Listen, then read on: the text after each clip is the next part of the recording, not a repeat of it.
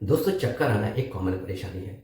जब भी किसी मरीज को चक्कर आता है तो ऐसे में वो घबरा जाते हैं कि कहीं उनके दिमाग में कोई बड़ी बीमारी तो नहीं शुरू हो गई, और ऐसे में अक्सर वो किसी दिमाग वाले डॉक्टर को ढूंढने लगते हैं।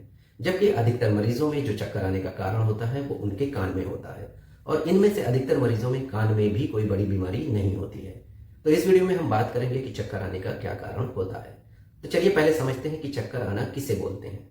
अगर मरीज की भाषा में बात करें तो बॉडी को बैलेंस करने से रिलेटेड जो भी परेशानी होती है उन सभी को वो चक्कर आना बोलता है। जैसे कि सर का या आसपास की चीजों का गोल गोल घूमना, आंखों के सामने कुछ अंधेरा छा जाना, सर का कुछ हल्का लगना, चलने में कुछ डिसबैलेंस होना, पैर कहीं और रख रहे हैं और जा कहीं और रहा है, जमीन का कुछ ऊपर नीचे महसूस होना, इन सभी चीजों को मरीज चक्कर आना बोलता है। और इन सभी चीजों को हम डॉक्टर डिजीनेस बोलते हैं। इसमें से जो गोल गोल घूमने वाली परेशानी होती है उसे हम डॉक्टर वर्टिगो बोलते हैं। तो गोल गोल घूमने वाली परेशानी को हम वर्टिगो भी बोल सकते हैं और डिजीनेस भी बोल सकते हैं, लेकिन बाकी जो परेशानियां होती हैं उन सभी को हम सिर्फ डिजीनेस बोलते हैं।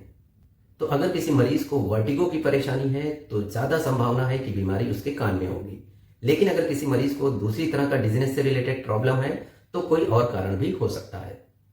अब डिजीनेस के कारणों के बारे में बात करने से पहले जरूरी है कि हम समझें कि हमारी बॉडी का बैलेंस कैसे होता है।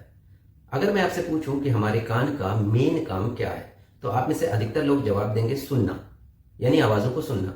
जबकि हमारे कान का जो पहला या प्राइमरी काम है वो है बॉडी को बैलेंस करना। कुछ एनिमल्स में जो इनर ईयर पाया जाता है वो सुनने का काम नहीं करता है, सिर्फ बॉडी को बैलेंस करने का काम करता है। तो हमारे कान का पहला काम है बॉडी को बैलेंस करना और दूसरा काम होता है आवाजों को सुनना।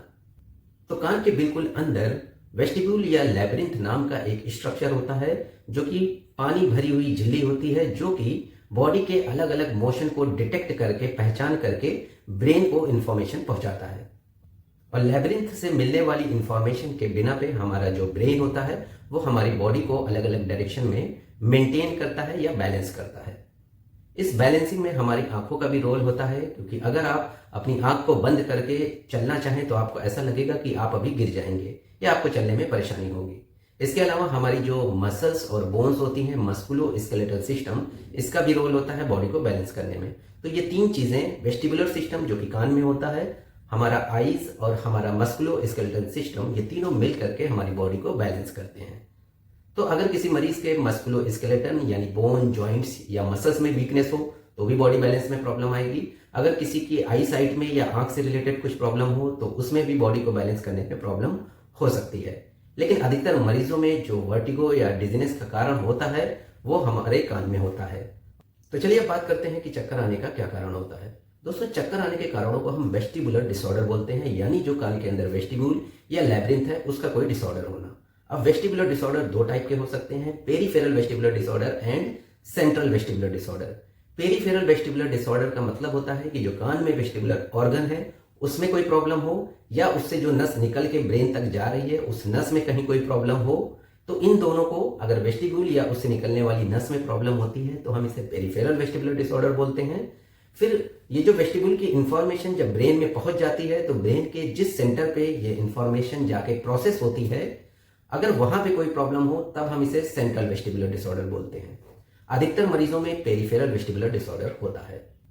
पेरिफेरल वेस्टिबुलर डिसऑर्डर में जो बीमारियां होती हैं उनमें सबसे ज्यादा कॉमन है बीपीपीवी, बेनाइन पैरोक्सिस्मल पोजिशनल वर्टिगो। ये सबसे ज्यादा कॉमन है और इसके बारे में हम अलग से एक सेपरेट वीडियो में बात करेंगे।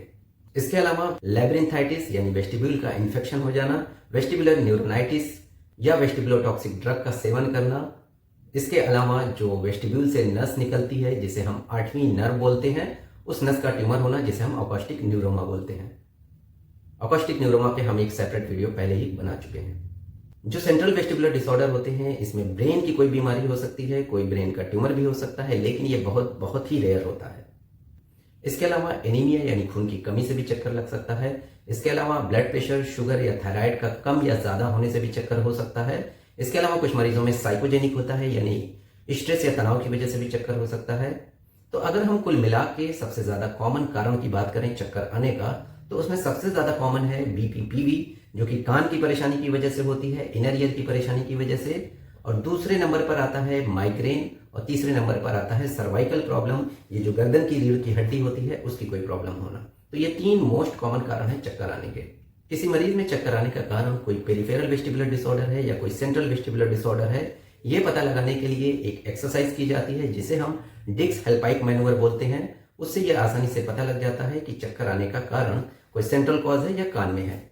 लेकिन डिक्स हेल्पाइक भी 100% रिलायबल नहीं होता है। अब डिक्स हेल्पाइक मैनूवर क्या होती है, इस पे कई सारे वीडियो यूट्यूब पर पड़े हुए हैं, आप वो देख सकते हैं। लेकिन मैं आपको ये बिल्कुल भी सजेस्ट नहीं करूंगा कि आप इस मैनुअल को अपने घर पे ट्राई करें, क्योंकि इसके कुछ साइड इफेक्ट होते हैं, कुछ कंट्रा इंडिकेशन होते हैं। तो आज के लिए इतना ही, मिलते हैं नेक्स्ट वीडियो में एक और टॉपिक के साथ। Thank you.